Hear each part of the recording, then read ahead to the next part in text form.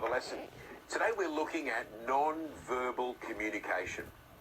Non-verbal communication, non-verbals, as it's known in the industry. As public speakers, preachers, we are communicators of words. We are wordsmiths. But the use of words is not the only way in which we communicate. It is a very effective way of communication, but there are non-verbals in communication that I want to look at today. Let me define for you non-verbal communication. It's there on your slide. When we talk about non-verbal communication, we're talking about communication without the use of spoken language.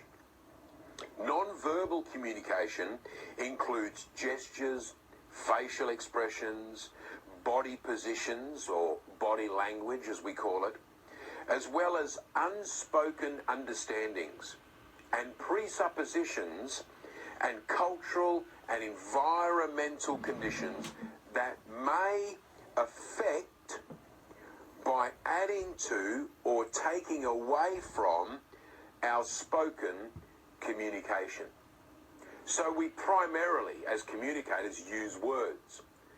But there are gestures and expressions and body movement, body positions, body language that is also speaking to our audiences. Our non-verbal communication is also telling a story. Our non-verbal communication, our posture, our demeanor, our hands, our eyes, they are also speaking to people.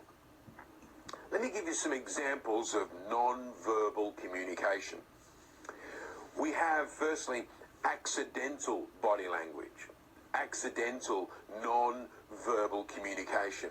You know, all types of movements and postures and facial expressions that we're unaware of. For example, smiling.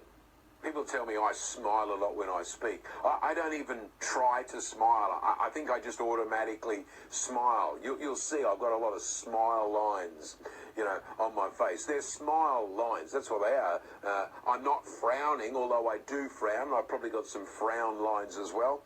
But, you know, winking, the use of hands. You know, Italians are well known, aren't they? You know, cut off an Italian's hands, they won't be able to speak, they say.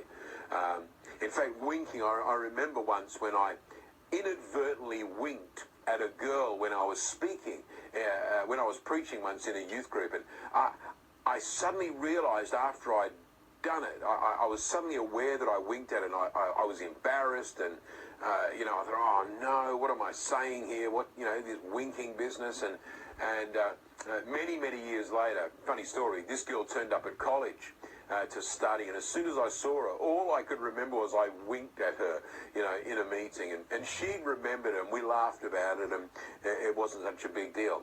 But, you know, the reality is, accidentally, sometimes unaware, our body language, we're communicating to people. But as well as accidental body language, we've got intentional body language.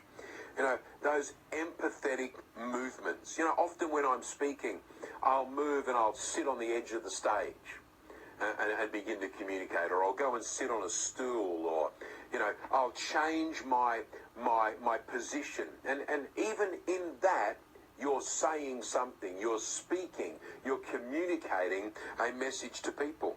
You know, we are all the time communicating feelings. You can always tell, can't you, when a person gets up to speak, you can tell if they've had a good day or if they've had a bad day. Before they even say anything, you know, just the way they carry themselves, they're telling you a story, they're communicating feelings.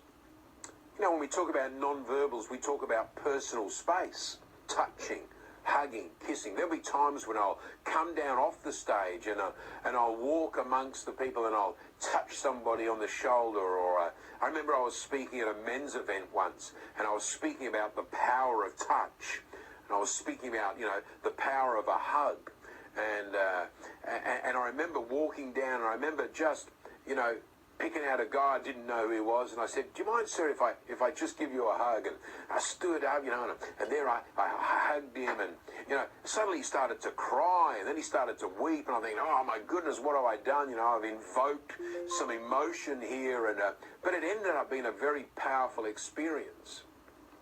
Non-verbal communication. You think about vocal sounds. Think about, in the middle of speaking, you'll pause and you'll go,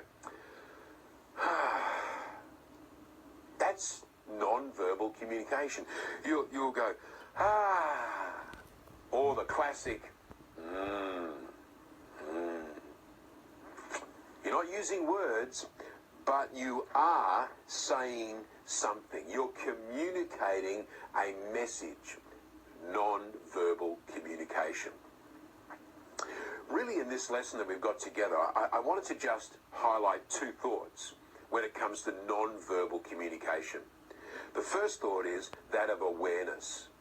And secondly, I wanted to talk about the deliberate use of non-verbal communication in our presentations. So let's have a look at the first point, awareness.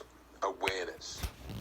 The truth is, and I think I mentioned this earlier, that non-verbal communication either adds or subtracts from our message, from our presentation. And the truth is, we all have non-verbal communication.